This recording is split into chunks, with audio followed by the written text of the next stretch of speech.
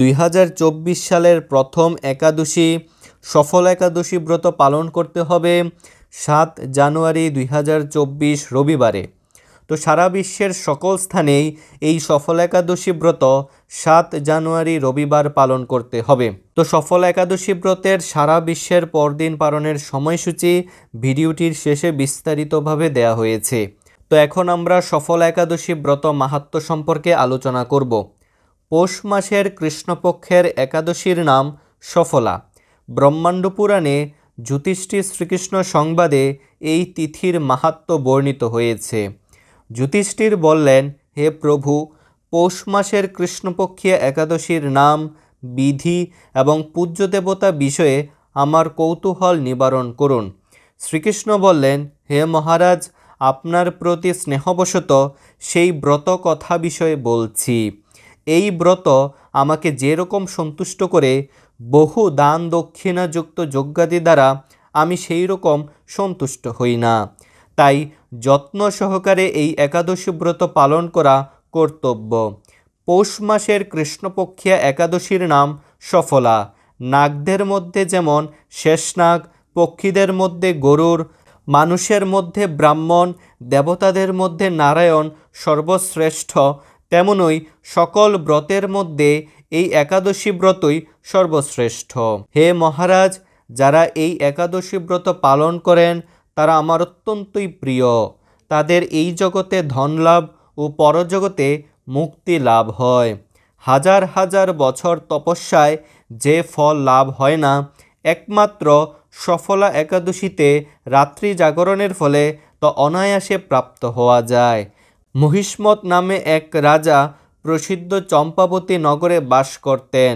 রাজার 4 জন পুত্র ছিল, কিন্তু তার জ্যেষ্ঠ পুত্র লুম্ভক সর্বদা পরস্ত্রী গমন, মদ্যপান প্রভৃতি অসৎ কার্যে রত ছিল।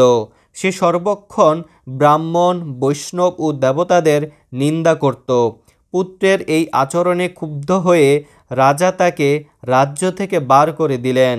স্ত্রী, পুত্র, পিতামাতা, আত্মীয় স্বজন পরিত্যক্ত হয়ে সে এক গভীর বনে প্রবেশ করল। সেখানে কখনো জীব হত্যা, আবার কখনো চুরি করে জীবন ধারণ করতে লাগল। কিছুদিন পরে একদিন সে নগরে প্রহরীদের কাছে ধরা পড়ল, কিন্তু রাজপুত্র বলে সেই অপরাধ থেকে সে মুক্তি পেল। পুনরায় সে বনে ফিরে গিয়ে জীব হত্যা ও ফলমূল আহার করে দিন যাপন করতে লাগল। ওই বনে বহু বছরের পুরানো একটি বিশাল অশ্বত্থ বৃক্ষ ছিল। সেখানে ভগবান শ্রী বাসুদেব বিরাজমান বলে বৃক্ষটি দেবত্বপ্রাপ্ত হয়েছে। সেই বৃক্ষতলে পাপ বুদ্ধি লুম্বক বাস করত। বহুদিন পর তার পূর্বজন্মের কোনো পুণ্য ফলে সে পৌষ মাসের দশমী দিনে কেবল ফল আহারে দিন অতিবাহিত করল। কিন্তু রাত্রিতে অসহ্য শীতের প্রকোপে সে মৃতপ্রায় হয়ে রাত্রি যাপন করল। পরদিন সূর্যোদয় হলেও সে অচেতন হয়েই পড়ে রইল। দুপুরের দিকে তার চেতনা ফিরল। ক্ষুধা নিবারণের জন্য সে অতি কষ্টে কিছু ফল সংগ্রহ করল। এরপর সেই বৃক্ষতলে এসে পুনরায় বিশ্রাম করতে থাকল। রাত্রিতে খাদ্যাভাবে সে ক্রমশ দুর্বল হয়ে পড়ল।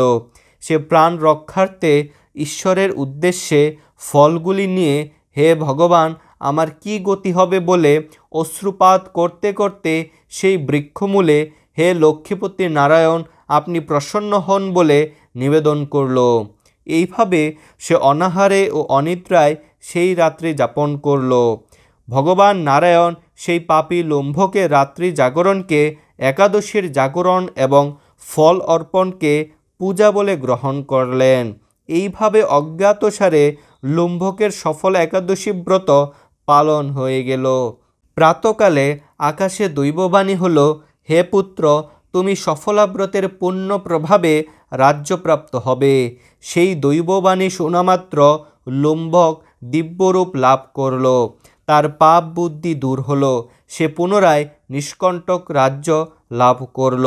স্ত্রী পুত্র সহ কিছুকাল রাজ্যসুখ ভোগের পর পুত্রের উপর রাজ্যের ভার দিয়ে সে সন্ন্যাস আশ্রম গ্রহণ করল।